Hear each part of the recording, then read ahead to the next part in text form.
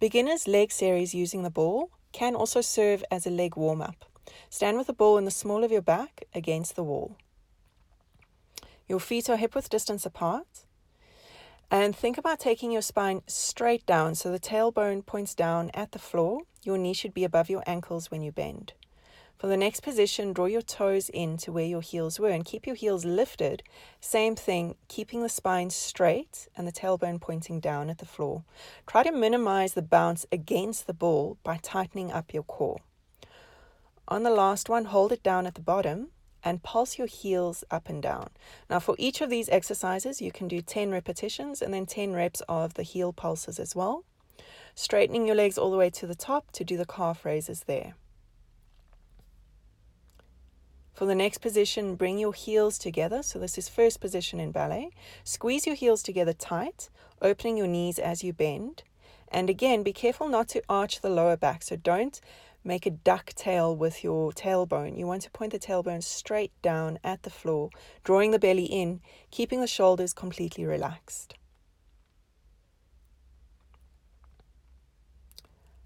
Calf raises at the top again, still squeezing the heels together tightly, external rotation of the legs.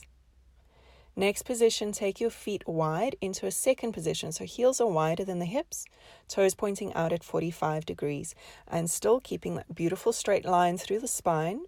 Careful not to lean back against the ball or to tuck your bum underneath the ball, thereby arching your back. Keeping a neutral spine throughout.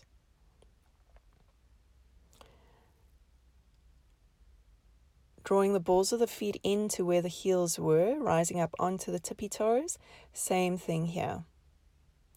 For each of these exercises, you want to squeeze your glutes, your buttocks, as you rise. So as you straighten your legs, think about hugging the muscles onto the bone.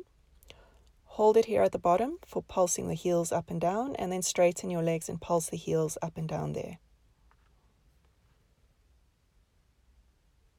Here I'm doing the same series of exercises, but from a front view so that you can see the position of the feet. Feet are parallel at hip-width distance. Now that's a lot narrower than most people think.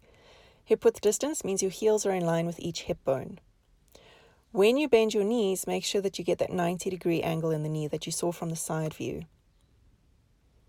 And as you bend your knees, ensure that they are pointing directly forward.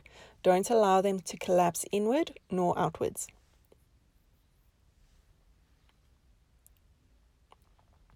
Pulsing the heels up and down. And now moving into that first position. So you can see the feet come slightly closer in for the first position. And notice how tightly I'm squeezing my heels together. The tighter you squeeze the heels together, the more you'll feel it in the bottom inner parts of your glutes. Keep your core contracted throughout and keep the shoulders relaxed. Little pulses up and down with the heels, squeezing the heels together. Moving into second position. So now my heels are much wider than hip width distance and my feet are at a 45-degree angle. As I bend my knees, I make sure that I'm opening my knees so that they point directly over my second toe. Don't allow your knees to collapse inwards. To rise up onto the heels, I bring the balls of the feet to the same position where the heels were previously.